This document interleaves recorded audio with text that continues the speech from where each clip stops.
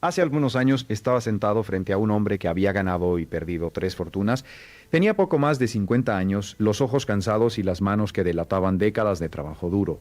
Me miró directamente y me dijo: Brian, lo entendí demasiado tarde. No era el dinero lo que me faltaba, era lo que pensaba sobre el dinero. Esa frase se quedó conmigo, porque ese hombre no era tonto, era brillante, trabajador, apasionado, pero cada vez que acumulaba riqueza, algo en su interior lo saboteaba. Y lo más curioso es que él ni siquiera lo notaba mientras ocurría. Eso es lo que quiero explorar contigo hoy. No voy a darte una lista de acciones en las que invertir, ni fórmulas mágicas para hacerte millonario de la noche a la mañana. Lo que voy a compartir contigo es algo mucho más valioso y mucho más difícil de encontrar. Los principios que separan a las personas que construyen riqueza duradera de las que trabajan toda su vida sin llegar a ningún lado. Y lo más importante, voy a mostrarte por qué el paso más crítico para proteger tu dinero no ocurre en un banco ni en una bolsa de valores, ocurre dentro de tu cabeza. Llevo más de 40 años estudiando el éxito. He entrevistado a miles de personas prósperas. He leído cientos de libros sobre economía, psicología y comportamiento humano. Y una y otra vez la conclusión es la misma. La diferencia entre los que tienen y los que no tienen no está en la suerte, no está en los contactos, no está en los contactos, no está siquiera en la inteligencia. Está en los patrones de pensamiento que guían cada decisión financiera que tomamos, desde las más pequeñas hasta las más grandes. Permíteme contarte algo sobre mí. Crecí sin dinero. No estoy hablando de clase media ajustada, estoy hablando de genuina escasez. Abandoné la escuela secundaria, trabajé en empleos físicos durante años. Hubo momentos en que no sabía si iba a poder comer al día siguiente. Y en ese entonces tenía una relación con el dinero que era completamente disfuncional, aunque no lo sabía. Pensaba que el dinero era algo que les pasaba a otras personas, que los ricos tenían algún secreto que yo nunca iba a descubrir, que mi destino estaba de alguna manera sellado por las circunstancias de mi nacimiento. Y entonces algo cambió. No fue un evento dramático, no fue una herencia ni un golpe de suerte. Fue una pregunta que alguien me hizo un día mientras trabajaba en una obra de construcción.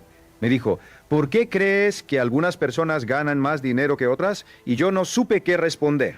Esa pregunta me perturbó durante semanas, porque me di cuenta de que nunca me la había hecho seriamente. Siempre había asumido que la prosperidad era algo externo, algo que dependía de factores fuera de mi control, y esa asunción, esa creencia silenciosa e invisible, era la cadena más pesada que llevaba, así que hoy quiero empezar por ahí, por esa pregunta: ¿por qué algunas personas acumulan riqueza y otras no? Y más específicamente, ¿qué puedes hacer tú ahora mismo para proteger lo que tienes y construir algo que dure?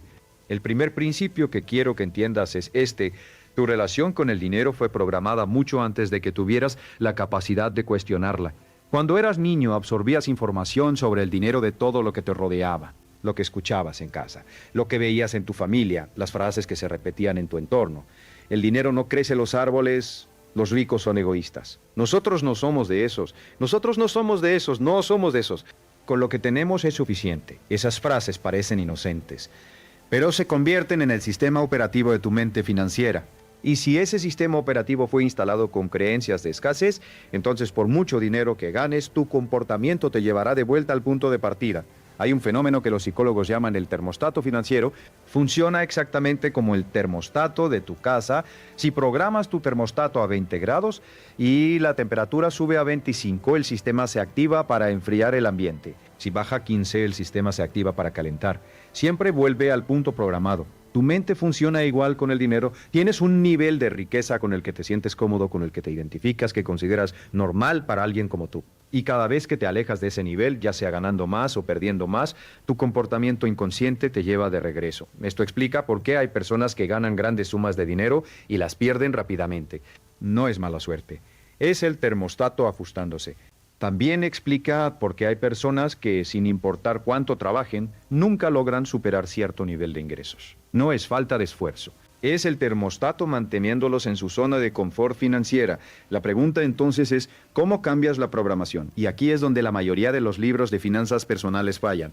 Te dicen qué hacer, pero no te dicen cómo cambiar lo que crees, porque el cambio real no ocurre en el nivel de las acciones, ocurre en el nivel de las creencias. Ocurre en el nivel de las creencias, y las creencias no cambian con información. Cambian con experiencias repetidas, con nuevas asociaciones emocionales, con decisiones conscientes, tomadas una y otra vez hasta que se convierten en hábitos. Déjame darte un ejemplo concreto.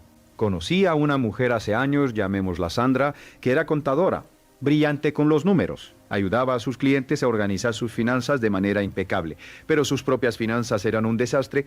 Tenía deudas, no tenía ahorros y vivía con una ansiedad constante sobre el dinero. Cuando empezamos a trabajar juntos, le pregunté qué decía su madre sobre el dinero cuando era niña.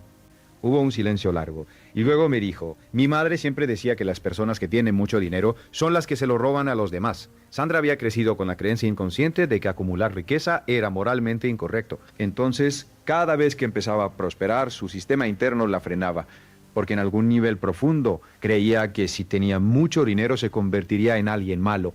Eso puede sonar extremo, pero te garantizo que si examinas honestamente tus propias creencias sobre el dinero, encontrarás algo similar. Tal vez no tan dramático, pero sí alguna narrativa limitante que opera en segundo plano y sabotea tus mejores esfuerzos.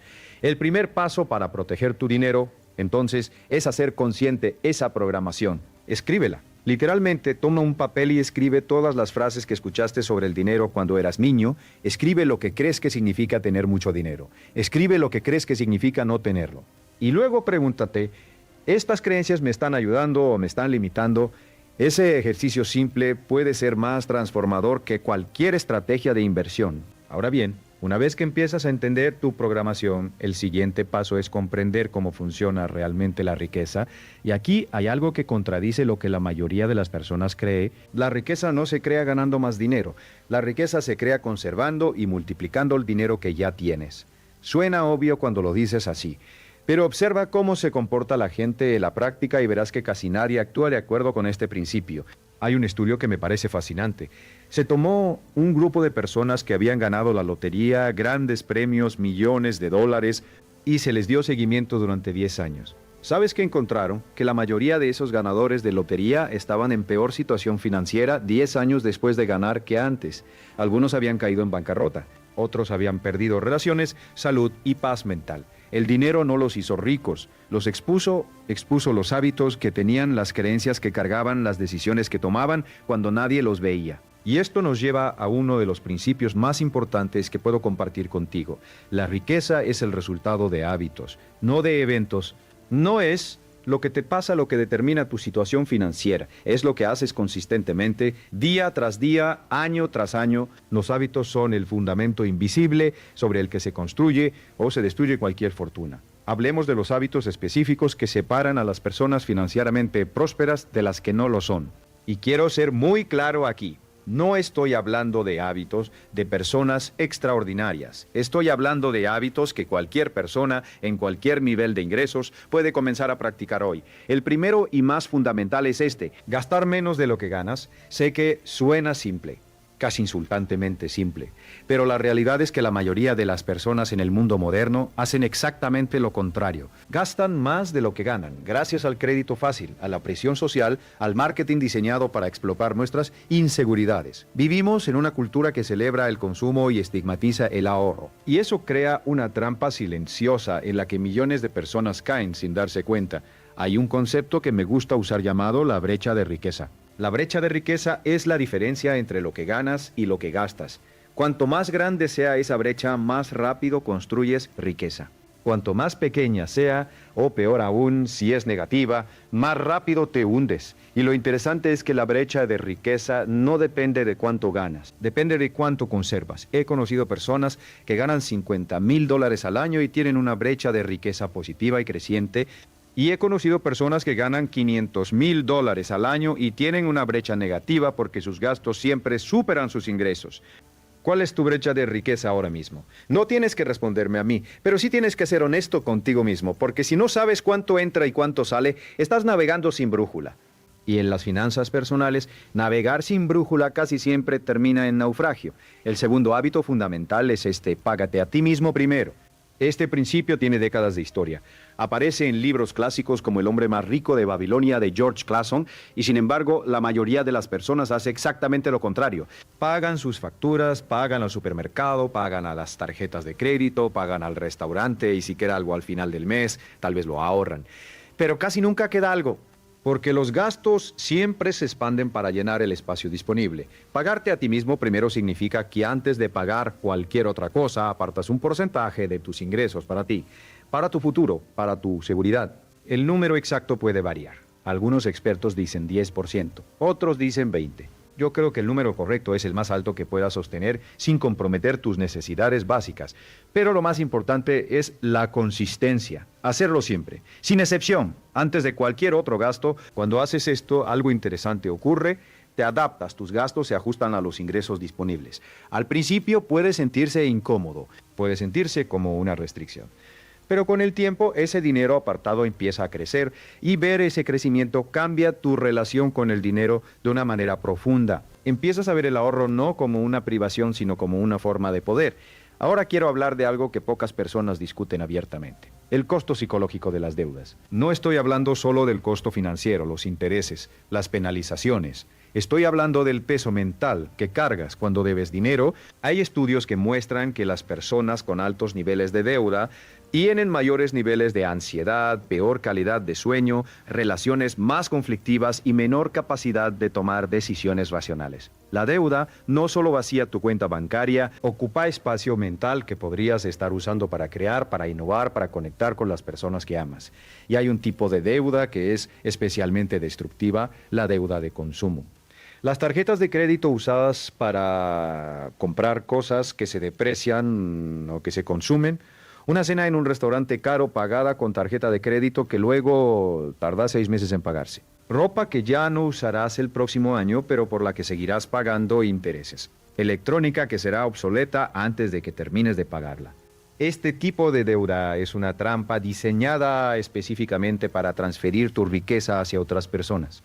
No te estoy diciendo que nunca uses una tarjeta de crédito. Te estoy diciendo que la uses con la misma conciencia con la que usarías cualquier herramienta poderosa, con respeto por su potencial de daño y con un plan claro para no dejar que ese daño ocurra. Hay una regla que enseño y que ha cambiado la vida financiera de muchas personas. La llamo la regla de las 72 horas. Antes de hacer cualquier compra que no sea una necesidad básica, espera 72 horas. Solo espera. No canceles, no te prohíbas. Solo espera. Lo que descubrirás es que la gran mayoría de esas compras impulsivas pierden su atractivo después de 3 días. El deseo se desvanece y si después de 72 horas todavía quieres algo y puedes pagarlo sin comprometer tus ahorros ni crear deuda, entonces cómpralo con plena conciencia. Pero si el deseo desapareció, acabas de proteger una parte de tu riqueza con un simple acto de paciencia. Hablemos ahora de algo que creo que es una de las revelaciones más poderosas sobre el dinero: la diferencia entre activos y pasivos. Robert Kiyosaki lo popularizó en su libro Padre Rico, Padre Pobre, pero el concepto es mucho más antiguo. Un activo es algo que pone dinero en tu bolsillo. Un pasivo es algo que saca dinero de tu bolsillo. Y el camino hacia la independencia financiera es, en esencia, el proceso de acumular activos y minimizar pasivos. Parece simple y lo es conceptualmente, pero en la práctica la mayoría de las personas pasan su vida acumulando pasivos que creen que son activos. El auto nuevo que compran con deuda y que se deprecia desde el momento en que sale del concesionario. La casa grande que compran sin considerar todos los costos asociados: mantenimiento, impuestos, seguros, la ropa de descendador, los gadgets tecnológicos, las vacaciones financiadas con crédito. Todos estos son pasivos. Todos estos sacan dinero de tu bolsillo mes a mes. Los activos reales son cosas como inversiones que generan dividendos, propiedades que producen renta, negocios que funcionan sin requerir tu presencia constante, habilidades que aumentan tu valor en el mercado. Y aquí hay algo crucial: el tiempo es tu activo más poderoso cuando se trata de inversiones. No porque el tiempo sea dinero o esa frase está sobreutilizada y es imprecisa, sino porque el tiempo permite que el interés compuesto haga su magia. El interés compuesto es, en mi opinión, el concepto más importante que cualquier persona debería entender sobre el dinero. Albert Einstein supuestamente lo llamó la 8ª maravilla del mundo. Y si lo piensas bien, es difícil exagerar su poder. El interés compuesto significa que tus ganancias generan ganancias, y esas ganancias generan más ganancias, y así sucesivamente de manera exponencial, no lineal. Déjame darte un ejemplo que ilustra esto de manera poderosa. Si a los 25 años empiezas a invertir $200 al mes en un fondo índice que genera un promedio del 8% anual, para cuando tengas 65 años tendrás aproximadamente $700,000. Pero si esperas hasta los 35 para empezar, con las mismas condiciones tendrás alrededor de $300,000. La diferencia de 10 años te costó $400,000. No porque hayas invertido más dinero, sino porque le diste menos tiempo al interés compuesto para que trabajara. Esto significa que el mejor momento para empezar a invertir fue ayer. El segundo mejor momento es hoy. No cuando tengas más dinero, no cuando las condiciones sean perfectas, no cuando hayas pagado todas tus deudas. Hoy, con lo que tienes. Porque cada día que esperas es un día de interés compuesto que pierdes para siempre. Ahora quiero abordar algo que me parece fundamental y que muy pocos hablan con suficiente claridad. El papel del miedo en las decisiones financieras. El miedo es el enemigo número uno de la riqueza, no la falta de dinero, no la economía, no el gobierno. El miedo se manifiesta de muchas maneras en el ámbito financiero. Está el miedo a perder, que lleva a las personas a no invertir nunca porque tienen terror de que el mercado baje. Está el miedo al éxito, que suena paradójico pero es real, que lleva a las personas a autosabotearse justo cuando están a punto de alcanzar un nivel superior. Está el miedo al juicio de otros, que lleva a las personas a gastar dinero que no tienen para mantener apariencias. Y está el miedo a la incertidumbre, que paraliza a las personas en la zona de confort de lo conocido, aunque esa zona sea de escasez. Uno de los errores más costosos que veo repetirse una y otra vez es lo que yo llamo la parálisis por análisis financiera. La persona que lee todos los libros sobre inversión, que estudia todos los mercados, que sigue todos los expertos, pero que nunca da el primer paso porque siempre hay una razón para esperar un poco más. Siempre hay más información que recopilar. Siempre hay una condición que no es perfecta todavía. Y mientras tanto, el tiempo pasa y el interés compuesto trabaja para otros, no para ellos. La acción imperfecta siempre supera la inacción perfecta. Siempre. Una inversión modesta, hecha hoy, vale más que la inversión perfecta planeada para mañana que nunca llega a hacerse. Esto no es un llamado a la imprudencia. Es un llamado a reconocer que el perfeccionismo en las finanzas personales es frecuentemente una forma disfrazada de miedo. Quiero hablar ahora de algo que considero uno de los mayores errores financieros de nuestra era: confundir el nivel de vida con el nivel de riqueza. Son dos cosas completamente diferentes y la confusión entre ellas destruye más patrimonios que cualquier crisis económica. El nivel de vida es lo que ves. Es el auto, la casa, la ropa, las vacaciones, el restaurante. Es la imagen proyectada hacia afuera. El nivel de riqueza es lo que no ves. Es el balance entre activos y pasivos. Es la capacidad de sobrevivir financieramente sin trabajar durante meses o años. Es la libertad de elegir cómo pasas tu tiempo sin que el dinero dicte esa elección. Hay un término que Thomas Stanley usó en su libro El millonario de la puerta de al lado, que me parece brillante, el de los hiperconsumidores de ingresos altos. Son personas que ganan mucho dinero pero que tienen un nivel de riqueza real muy bajo, porque todo lo que ganan lo convierten inmediatamente en consumo visible. Viven en casas que apenas pueden pagar, conducen autos que los endeudan, usan ropa que cuesta una fortuna y van de vacaciones a lugares que impresionan a sus amigos, y al final del mes, a veces al final del año, tienen muy poco o nada acumulado. Por otro lado, Stanley encontró que muchos de los verdaderos millonarios, personas con patrimonio neto de $1 millón o más, vivían de manera sorprendentemente modesta. Conducían autos usados. Vivían en casas de tamaño razonable. Compraban ropa en tiendas normales, no porque no pudieran permitirse más, sino porque habían entendido que la riqueza real se construye acumulando, no gastando. Y que la opinión de los demás sobre tu nivel de vida no tiene ningún valor cuando llega una crisis económica o cuando quieres retirarte con dignidad. Esto me lleva a hablar de uno de los conceptos que más me apasionan, la libertad financiera. Y quiero ser muy preciso sobre lo que significa este término porque creo que se usa de manera muy imprecisa. La libertad financiera no significa tener tanto dinero que nunca tengas que preocuparte por nada. Eso es una fantasía que pocas personas alcanzan y que, como hemos visto con los ganadores de lotería, no garantiza la felicidad ni la paz mental.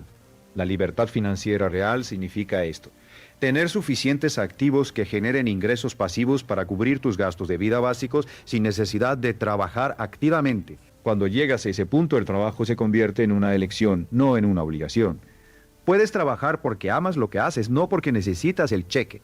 Y esa distinción, esa diferencia entre trabajar por amor y trabajar por necesidad, transforma completamente la calidad de tu vida y la calidad de tu trabajo. ¿Cuánto necesitas para llegar a ese punto? Depende de tus gastos. Si gastas $2,000 al mes y tienes activos que generan $2,000 al mes en ingresos pasivos, eres financieramente libre independientemente de cuánto valga tu patrimonio total. Eso puede parecer una cifra pequeña para algunos y enorme para otros, pero el principio es el mismo. La libertad financiera es una ecuación entre ingresos pasivos y gastos, no una cifra absoluta de patrimonio. Y esto nos lleva de vuelta al hábito de pagarte a ti mismo primero y de acumular activos. Cada peso, cada dólar, cada euro que inviertes en activos que generan ingresos te acerca a esa ecuación de libertad. Cada compra impulsiva, cada deuda de consumo, cada pasivo que adquieres te aleja de ella. Ahora quiero hablar de algo que pocas personas consideran en su planificación financiera, el riesgo de no hacer nada. Cuando pensamos en riesgo financiero, pensamos en perder dinero en inversiones, en que el mercado baje, en que un negocio fracase. Esos son riesgos reales. Pero hay un riesgo que es igual o más devastador y que casi nadie menciona, el riesgo de la inacción. Si tienes tus ahorros en una cuenta bancaria que genera un 1% de interés anual y la inflación es del 3% anual, estás perdiendo dinero. No en términos nominales, el número de tu cuenta bancaria crece lentamente, pero en términos reales, en términos de poder adquisitivo, estás perdiendo 2% al año, cada año, de manera silenciosa, invisible, sin ningún evento dramático que te alerte sobre lo que está ocurriendo. Ese es el riesgo de la inacción. Y es un riesgo que se acumula con el tiempo de la misma manera que el interés compuesto, pero en dirección contraria. La inflación es, en cierto sentido, el interés compuesto trabajando en tu contra. Y la única manera de protegerte de ella es asegurarte de que tu dinero crezca a una tasa que supere la inflación. Esto no significa que debas poner todo tu dinero en inversiones de alto riesgo. Significa que necesitas un enfoque equilibrado. Una parte de tu dinero en instrumentos seguros de bajo rendimiento para emergencias y estabilidad, y otra parte en inversiones que a largo plazo generen retornos superiores a la inflación. La proporción exacta depende de tu situación personal, tu tolerancia al riesgo, tu horizonte temporal. Pero el principio es claro, no hacer nada con tu dinero no es una estrategia segura. Es una estrategia de pérdida lenta y garantizada. Hablemos ahora de la diversificación, porque es un concepto que se menciona mucho, pero que pocas personas entienden en profundidad. La diversificación no es solo tener muchas inversiones diferentes, es tener inversiones que no se muevan en la misma dirección al mismo tiempo. Es construir un portafolio donde cuando una parte baja, otra parte sube o se mantiene estable, de manera que el conjunto sea más resistente a los shocks económicos. Pero quiero ir más allá de la diversificación financiera y hablar de algo que considero igualmente importante, la diversificación de ingresos. Una de las decisiones más arriesgadas que puede tomar una persona en el mundo moderno es depender de una sola fuente de ingresos. Un solo empleador, un solo cliente, un solo negocio, porque si esa fuente desaparece y en el mundo de hoy eso puede ocurrir de maneras que nadie anticipa, te quedas sin nada. Los ricos, las personas verdaderamente prósperas casi siempre tienen múltiples fuentes de ingresos. Algunos tienen un empleo principal y además invierten en el mercado de valores. Otros tienen un negocio y además tienen propiedades en renta. Otros tienen un trabajo de tiempo completo y además tienen un proyecto paralelo que genera ingresos adicionales. La idea no es trabajar más horas. La idea es construir sistemas que generen ingresos mientras duermes, mientras descansas, mientras vives tu vida. ¿Cómo empiezas a construir múltiples fuentes de ingresos cuando apenas estás comenzando? Empieza pequeño. No necesitas lanzar un negocio millonario mañana. Puedes empezar con algo tan simple como invertir regularmente en un fondo de índice, o aprender una habilidad que puedas ofrecer de manera freelance en tu tiempo libre, o comprar una pequeña propiedad que puedas rentar. El tamaño inicial no importa. Lo que importa es el principio, comenzar a construir fuentes de ingresos que no dependan exclusivamente de tu tiempo y presencia. Y aquí quiero hacer una pausa para hablar de algo que considero fundamental, la inversión en ti mismo. Antes de hablar de acciones, bonos, bienes raíces o cualquier otro vehículo de inversión, quiero hablarte de la inversión con mayor retorno que existe. Invertir en tu propia educación, en tus habilidades, en tu capacidad de generar valor para otros. Cada libro que lees, cada curso que tomas, cada habilidad que desarrollas, cada persona experta con la que aprendes, todo eso aumenta tu capacidad de generar ingresos. Y a diferencia de una inversión en el mercado de valores, nadie puede quitarte lo que sabes. Una crisis económica puede devaluar tus acciones. Una recesión puede bajar el valor de tus propiedades.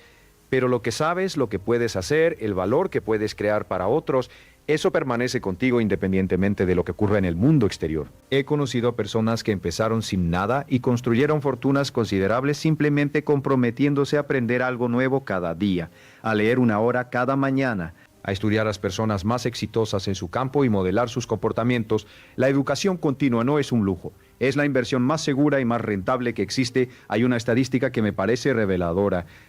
Los CEOs de las empresas más exitosas del mundo leen en promedio 50 libros al año, un libro por semana. Warren Buffett, uno de los inversores más exitosos de la historia, dice que pasa el 80% de su día leyendo y pensando. No hay accidente ahí. La lectura, el aprendizaje continuo, la curiosidad intelectual son hábitos que se correlacionan de manera consistente con el éxito financiero y profesional. Pero no se trata solo de leer, se trata de aplicar lo que aprendes.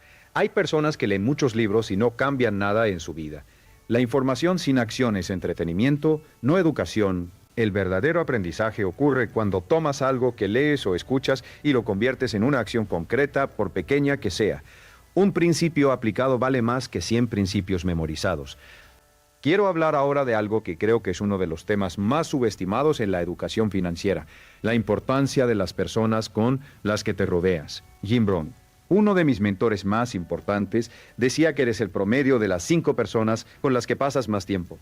Y en términos financieros, esto es profundamente cierto. Si te rodeas de personas que tienen hábitos financieros destructivos, que hablan constantemente de escasez, que se quejan de que el sistema está en su contra, que celebran el consumo excesivo y ridiculizan el ahorro, esas actitudes te contagian. No porque seas débil o influenciable, sino porque los seres humanos somos profundamente sociales y tendemos a alinear nuestro comportamiento con las normas del grupo al que pertenecemos. Por otro lado, si te rodeas de personas que hablan de inversiones, que comparten estrategias de ahorro, que se apoyan mutuamente en sus metas financieras, que celebran el progreso y la disciplina, ese ambiente te eleva, te expone a posibilidades que no habías considerado. Te da modelos de comportamiento que puedes adoptar.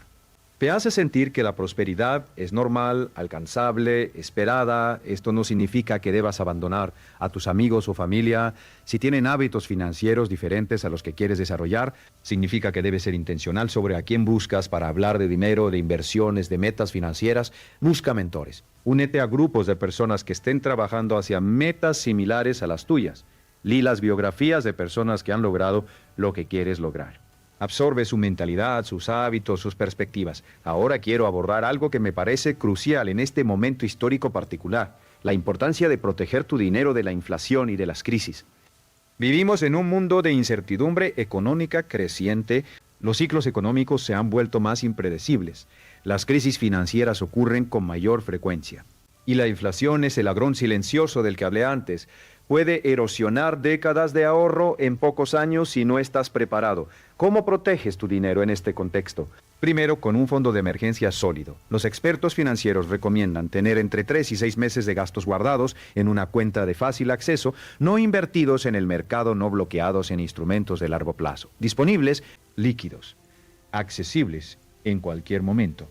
Este fondo es tu primera línea de defensa contra las sorpresas de la vida. Un despido inesperado, una enfermedad, una reparación mayor. Sin ese fondo, cualquier imprevisto te fuerza a endeudarte o a liquidar inversiones en el peor momento posible. Segundo, diversifica geográficamente cuando sea posible. No pongas todos tus activos en un solo país, en una sola moneda, en un solo mercado. Los problemas económicos de un país específico tienen menos impacto en tu patrimonio si tienes activos distribuidos en diferentes geografías y monedas. Tercero, considera activos que históricamente han funcionado como reservas de valor en tiempos de inflación. Los bienes raíces, ciertos metales preciosos, acciones de empresas con poder de fijación de precios. No estoy sugiriendo una asignación específica, porque eso depende de tu situación particular. Estoy sugiriendo que pienses en la protección contra la inflación como parte de tu estrategia, no como una consideración secundaria. Cuarto, y esto es fundamental, revisa y ajusta tu estrategia regularmente. El mundo cambia, tu situación personal cambia. Lo que era una buena estrategia hace 5 años puede no serlo hoy. Dedica tiempo, al menos una vez al año, a revisar tu situación financiera completa, tus ingresos, tus gastos, tus deudas, tus inversiones, tus metas, y ajusta según sea necesario. La flexibilidad y la adaptabilidad son virtudes tanto en los negocios como en las finanzas personales. Quiero hacer una pausa aquí para hablar de algo que pocas personas mencionan en el contexto de las finanzas personales: la relación entre el dinero y el tiempo.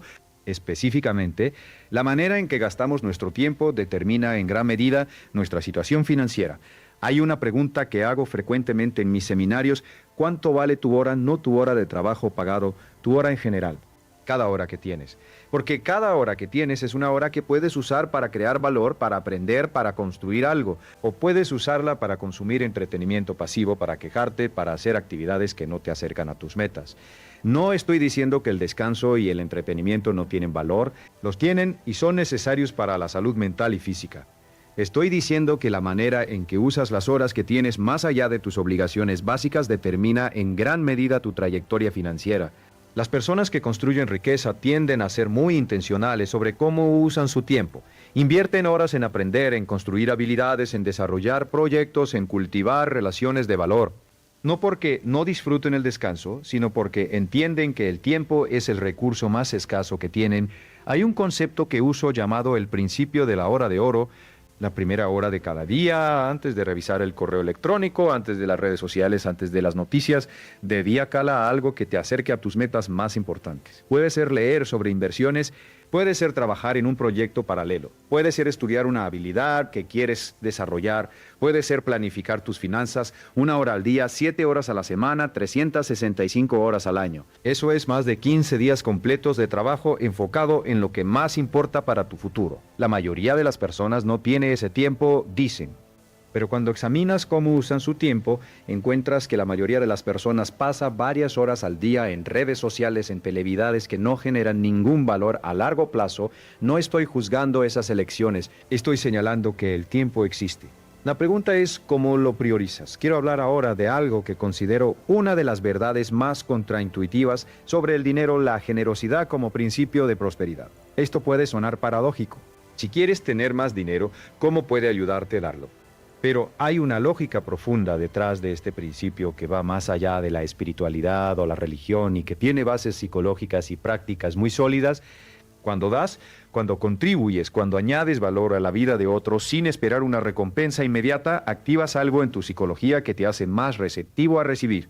Rompes la mentalidad de escasez que dice que hay una cantidad fija de riqueza en el mundo y que lo que tú tienes es lo que otros no pueden tener. Empiezas a operar desde una mentalidad de abundancia que dice que la riqueza se crea, no se redistribuye, y esa mentalidad cambia la manera en que ves las oportunidades, la manera en que tratas a las personas, la manera en que te presentas en el mundo. Además, hay un aspecto práctico muy concreto. Las personas más exitosas que conozco son invariablemente personas que crean valor para otros. No piensan primero en lo que pueden obtener, piensan primero en lo que pueden dar y como consecuencia atraen oportunidades, relaciones, recursos, no como magia, sino como el resultado natural de ser alguien que agrega valor. Esto no significa que debas dar más de lo que tienes o que debas sacrificar tu estabilidad financiera en nombre de la generosidad. Significa que cultives el hábito de buscar maneras de crear valor para otros, en tu trabajo, en tus relaciones, en tu comunidad. Y confíes en que ese valor creado eventualmente regresa a ti de maneras que no siempre puedes predecir, pero que son consistentes y reales. Hablemos ahora de uno de los temas que más me apasionan y que creo que es fundamental para cualquier persona que quiera construir riqueza duradera: el establecimiento de metas financieras claras y específicas. No tengo ninguna duda de que una de las razones principales por las que la mayoría de las personas no logra prosperidad financiera es que nunca se ha tomado el tiempo de definir con precisión qué significa para ellas la prosperidad. ¿Cuánto dinero quieres tener en el banco dentro de 5 años? ¿Cuánto quieres ganar mensualmente? ¿Cuándo quieres ser financieramente libre? ¿Qué tipo de vida quieres poder vivir? Estas preguntas parecen básicas, pero la mayoría de las personas no tiene respuestas claras para ellas, tienen vagas aspiraciones. Quiero tener más dinero, quiero estar mejor económicamente, quiero no tener que preocuparme por el dinero, pero esas no son metas, son deseos. Y la diferencia entre un deseo y una meta es que la meta tiene número, tiene fecha y tiene un plan de acción. Hay algo que ocurre en tu cerebro cuando escribes una meta específica y medible, algo que los neurocientíficos han documentado. Tu sistema de activación reticular, esa parte de tu cerebro que filtra la información y decide qué es relevante para ti, empieza a notar oportunidades, información y recursos relacionados con esa meta que antes pasaban desapercibidos. No porque esas cosas no estuvieran ahí, sino porque ahora tu cerebro sabe qué buscar. Las personas que tienen metas financieras escritas, específicas y revisadas regularmente, consistentemente logran resultados superiores a los que no las tienen. No es coincidencia. Es el resultado de la claridad de propósito que genera enfoque, y el enfoque que genera acción consistente, y la acción consistente que genera resultados. Quiero compartir contigo un ejercicio que ha transformado la situación financiera de muchas personas que he asesorado a lo largo de los años. Lo llamo el ejercicio de los 100 sueños. Toma un papel y escribe 100 cosas que quisieras tener, hacer o ser en tu vida. No te censures, no te preguntes si es posible o realista. Solo escribe cosas materiales, experiencias, metas de salud, metas de relaciones, metas financieras. Todo lo que se te ocurra. Cuando termines, revisa la lista y marca las 10 que son más importantes para ti. Luego, de esas 10, elige la que si la lograras en los próximos 12 meses, tendría el mayor impacto positivo en tu vida. Esa es tu meta número 1, escríbela con detalle. Dale un número, dale una fecha. Y luego escribe al menos 20 acciones que podrías tomar para avanzar hacia ella. No tienes que saber cómo vas a lograrla completamente. Solo necesitas identificar los primeros pasos. Cuando tienes claridad sobre lo que quieres, cuando tienes un plan, aunque sea imperfecto, y cuando tomas acción consistente, el mundo empieza a moverse de maneras que parecen casi milagrosas. Pero no son milagrosas, son el resultado natural de la claridad, del compromiso y la acción.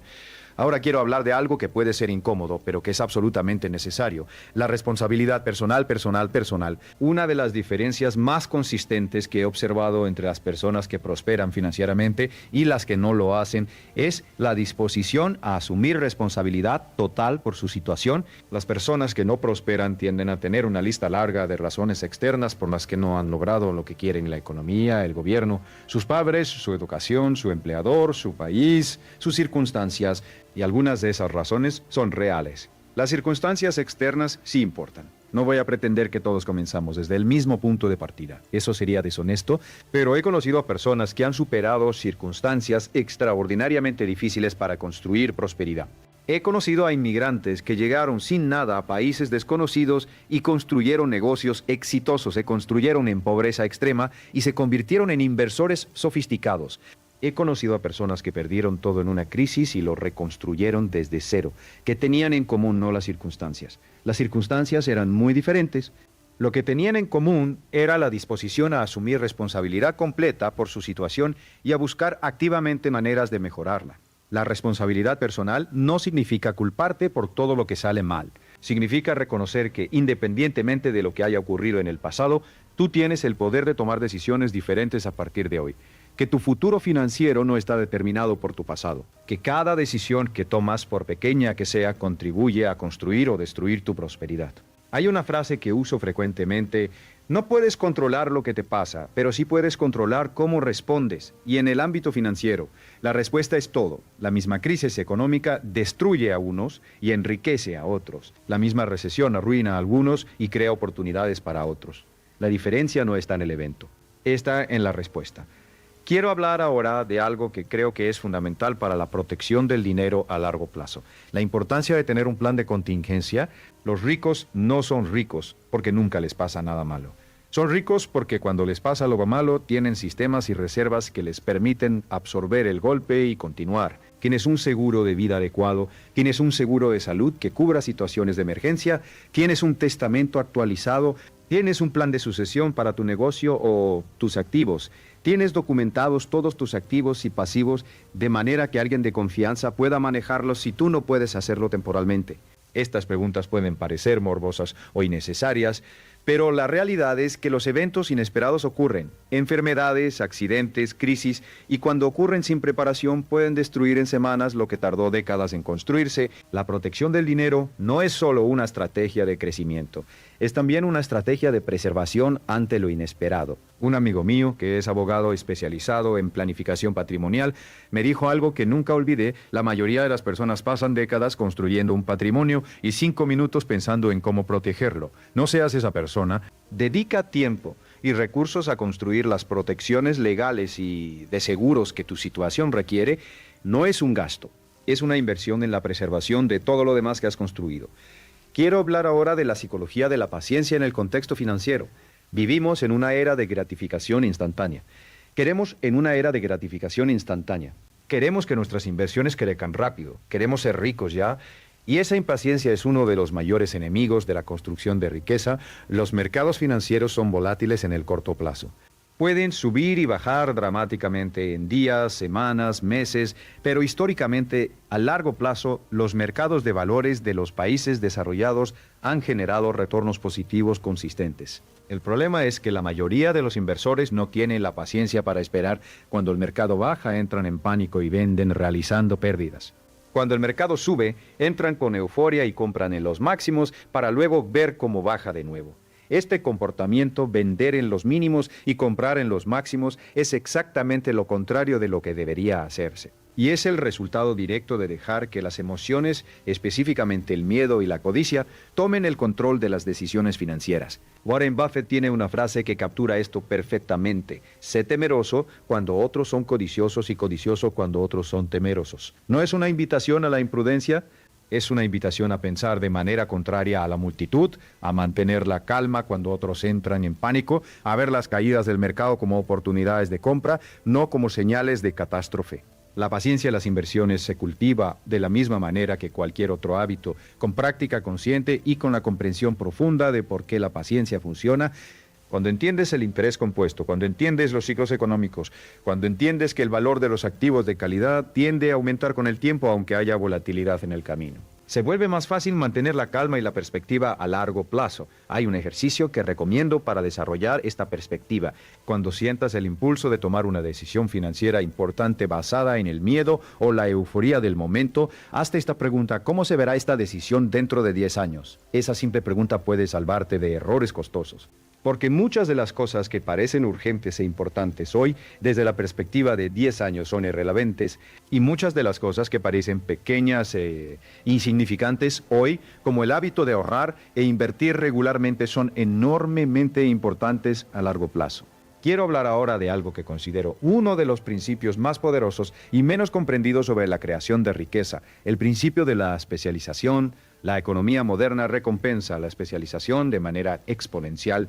Las personas que se convierten en los mejores del mundo en un campo específico, o incluso en el mejor en su ciudad o en su empresa, ganan desproporcionadamente más que los que son competentes en muchas cosas pero excelentes en ninguna. Esto tiene implicaciones directas para tu capacidad de generar ingresos, que es la base de todo lo demás. Si quieres aumentar tus ingresos, la manera más efectiva no es trabajar más horas, es aumentar el valor que puedes crear por hora. Y la manera de aumentar el valor que creas por hora es especializarte, profundizar en un área donde puedas ser extraordinariamente bueno, donde puedas resolver problemas que otros no pueden crear. ¿En qué área podrías convertirte en uno de los mejores? No en el mundo necesariamente, pero sí en tu industria, en tu empresa, en tu comunidad. ¿Qué habilidad, si la desarrollaras a un nivel excepcional, aumentaría dramáticamente tu valor en el mercado?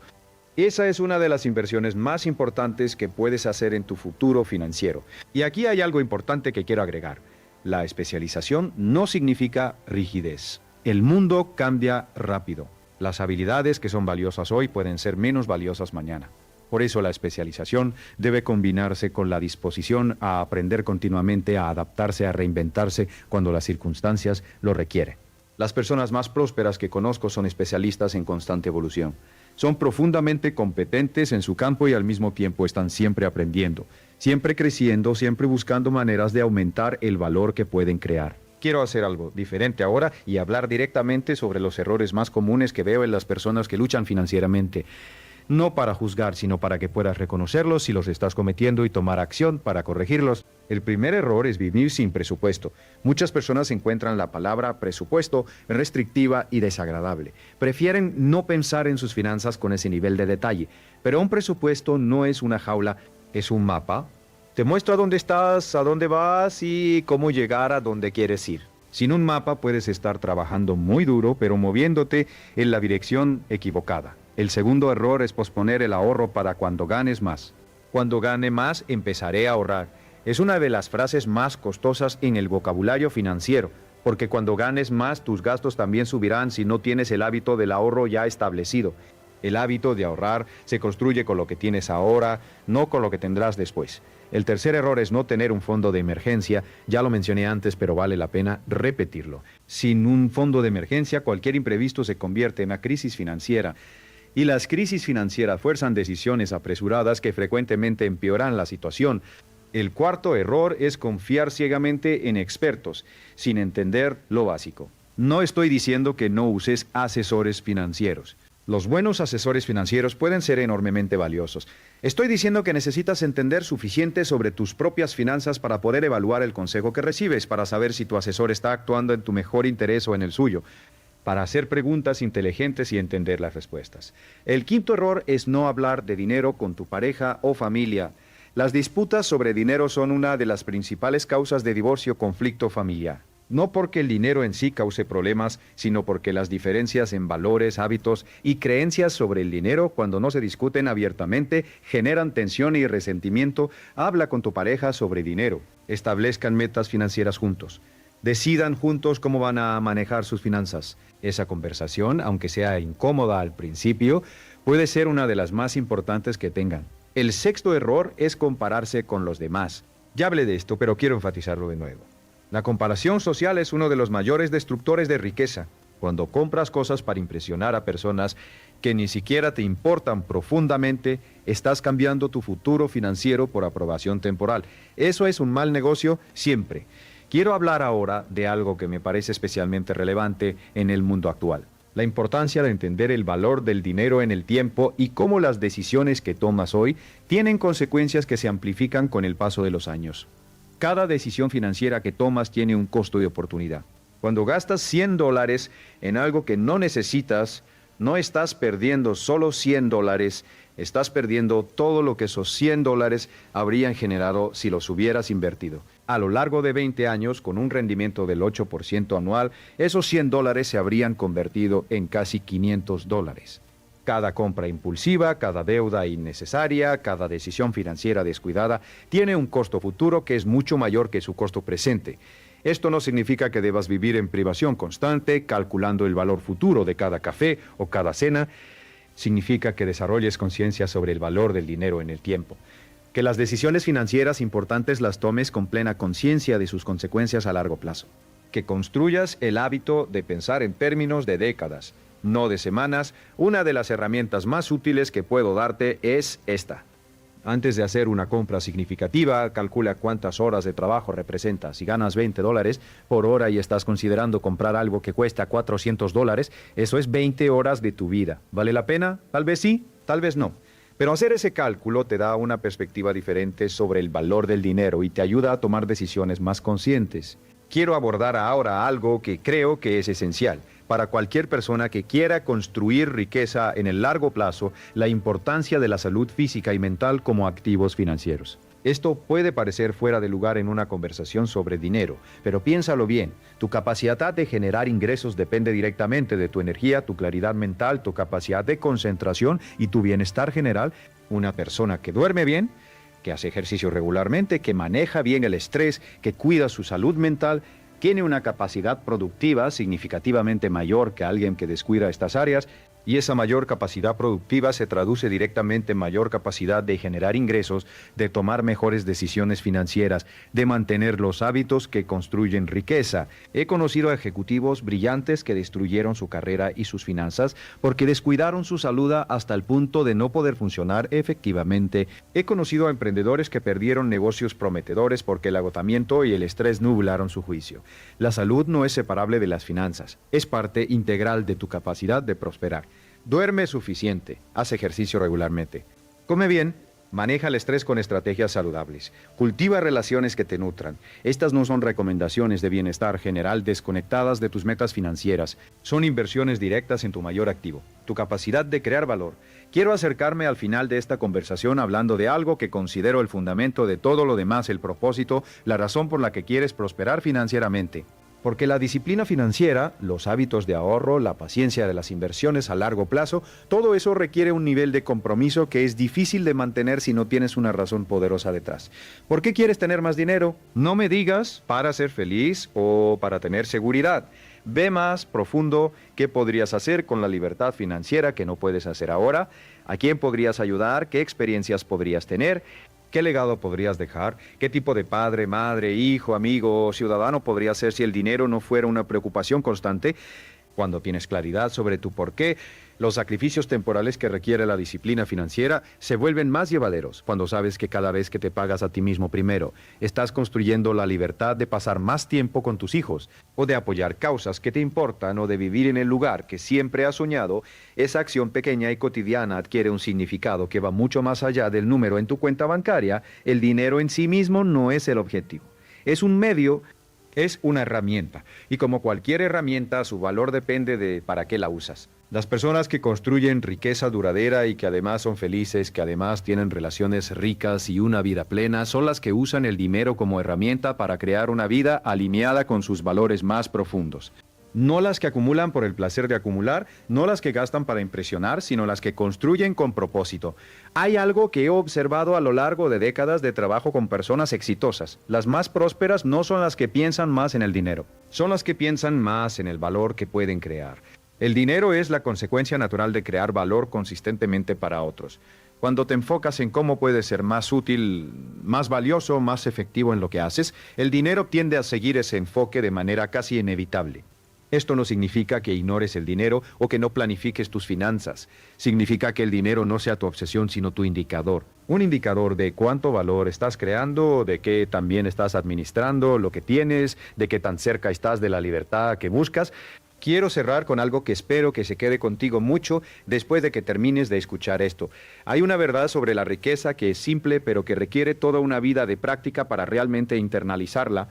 La prosperidad no es un destino.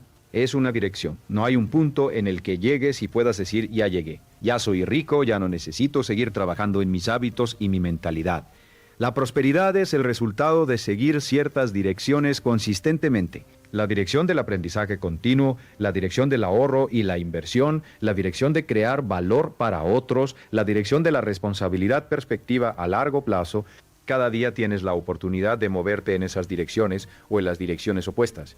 Y la suma de esas elecciones cotidianas a lo largo de meses y años es lo que determina tu situación financiera, no la suerte, no las circunstancias, no el gobierno ni la economía, tus elecciones. Y aquí está la parte que más me importa que entiendas. Nunca es demasiado tarde para empezar. He conocido a personas que empezaron a construir su prosperidad a los 50, a los 60 años. No tenían el tiempo que habrían tenido si hubieran empezado antes. Pero tenían algo igualmente valioso, la claridad que viene con la experiencia, la motivación que viene de haber visto las consecuencias de no actuar y la determinación de no dejar pasar otro día sin moverse en la dirección correcta. El hombre del que te hablé al principio, el que había ganado y perdido 3 fortunas, eventualmente encontró su camino. No fue rápido, no fue fácil, pero cuando cambió la programación de su mente, cuando entendió que su relación con el dinero era el problema y no las circunstancias externas, todo cambió, construyó su 4ª fortuna y esta vez la mantuvo, porque esta vez tenía el sistema operativo correcto. Tú también puedes cambiar tu sistema operativo. Puedes examinar tus creencias sobre el dinero y reemplazar las que te limitan con creencias que te empoderan. Puedes construir hábitos de ahorro e inversión que, con el tiempo, generen una prosperidad que hoy puede parecer lejana. Puedes rodearte de personas que te lleven a aprender de las mejores mentes en el campo de las finanzas y aplicar lo que aprendes con consistencia y paciencia. El paso más importante para proteger tu dinero no es abrir una cuenta de inversión, aunque eso también importa. No es diversificar tu portafolio, aunque eso también importa.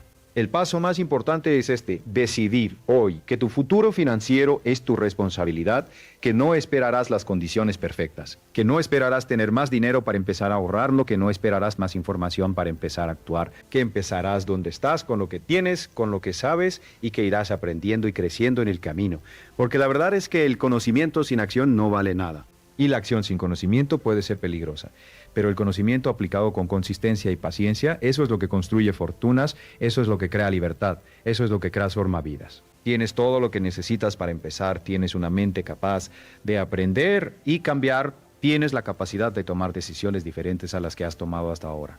Tienes el tiempo, aunque sea poco, para dedicarlo a construir un futuro diferente. Y ahora tienes los principios que pueden guiar ese proceso. La pregunta no es si puedes hacerlo, la pregunta es si lo harás. Y esa respuesta solo tú puedes darla. Hoy, no mañana, no cuando las condiciones sean perfectas. Hoy empieza con una cosa, solo una. Tal vez es calcular tu brecha de riqueza, tal vez es abrir una cuenta de ahorro separada y transferir, aunque sea una pequeña cantidad. Tal vez es escribir tus creencias sobre el dinero y examinarlas honestamente. Tal vez es leer un libro sobre inversión. Tal vez es tener esa conversación sobre dinero con tu pareja que has estado postergando una cosa hoy. Eso es todo lo que necesitas hacer ahora mismo, porque una cosa hecha hoy lleva a otra mañana, y luego a otra mañana, y luego a otra... y con el tiempo esas acciones pequeñas se convierten en hábitos, y los hábitos se convierten en resultados, y los resultados se convierten en una vida que elegiste conscientemente en lugar de una vida que simplemente te ocurrió. Ese es el camino. No es glamoroso, no es real y funciona, pero es real y funciona. Lo he visto funcionar en miles de personas de todas las circunstancias, de todos los países, de todos los niveles de ingreso. Funciona porque está basado en principios que son tan antiguos como la civilización humana y tan relevantes hoy como siempre lo han sido. El dinero fluye hacia las personas que lo respetan, que lo cuidan, que lo hacen trabajar, que lo usan como herramienta para crear valor, y se aleja de las personas que lo desprecian, que lo malgastan, que lo temen, que lo ignoran. Decide hoy en cuál de esos grupos quieres estar. Y luego actúa en consecuencia. Gracias por estar aquí. Gracias por tomarte el tiempo de escuchar, de reflexionar, de considerar estas ideas. El hecho de que estés aquí, el hecho de que te importe lo suficiente como para buscar este tipo de conocimiento, ya dice algo sobre quién eres y sobre quién puedes llegar a ser. Confía en ese impulso. Aliméntalo y nunca dejes de crecer